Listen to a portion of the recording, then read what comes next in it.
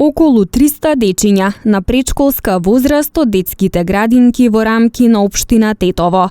Денес во Домот за култура во Тетово, со добро подготвена музичка програма, исполнета со детски песни и игри, одржаа завршна приредба пред многобројната публика. Приредбата беше организирана и по повод Светскиот ден на детето 1 јуни. Денес ќе присуствуваат 301 дете во возраст од 5 до 6 години, кои ќе се збогуваат со градинката со многу игри и многу други представи.